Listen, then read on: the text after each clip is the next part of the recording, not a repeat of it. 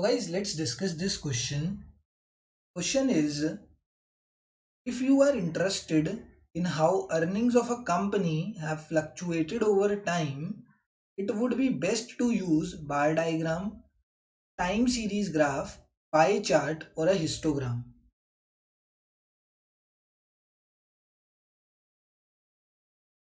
देखो, यूज तो बार डायग्राम भी हो सकता है, पाई चार्ट भी हो सकता है, बट यहाँ पर पूछा गया है what will be the best.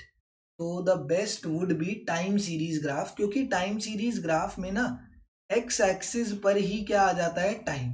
अब मुझे मेरी अर्निंग्स देखनी है कैसे हर साल या विद इन अ पीरियड, मतलब हम हर साल एनुअली देख रहे हैं कि फर्स्ट ईयर में मेरी अर्निंग्स कितनी थी, फिर सेकंड ईयर में, थर्ड ईयर में एंड फोर्थ ईयर में। क्योंकि टाइम सीरीज ग्राफ में एक्स एक्सिस में हम लेते ही टाइम को है, that's why it is the best way.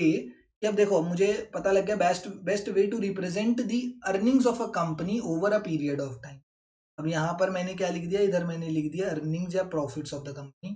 First year में इतने थे, फिर सेकंड ईयर में इंक्रीज हुए, फिर थर्ड ईयर में इंक्रीज हुए, फोर्थ ईयर में हल्के डिक्लाइन हुए एंड फिफ्थ ईयर में इंक्रीज हो गए। तो this is known as a time series graph.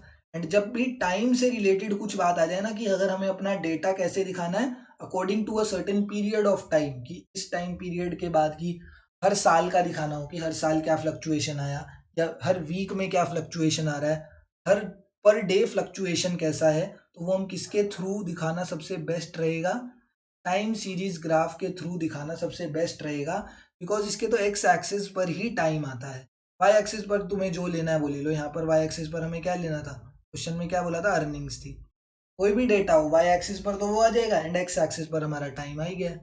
तो जब भी if we want to make a graph related to time period, कि इस टाइम पीरियड में क्या क्या चीजें हुई, मतलब कि मैं रेगुलरली बेसिस पे टाइम पीरियड पे क्या क्या चेंजेस और फ्लक्चुएशंस आ रहे हैं, तो उस केस में हम टाइम सीरीज ग्राफ का इस्तेमाल करना सबसे बेस्ट रहता है। तो in this case option number 2 is the correct answer.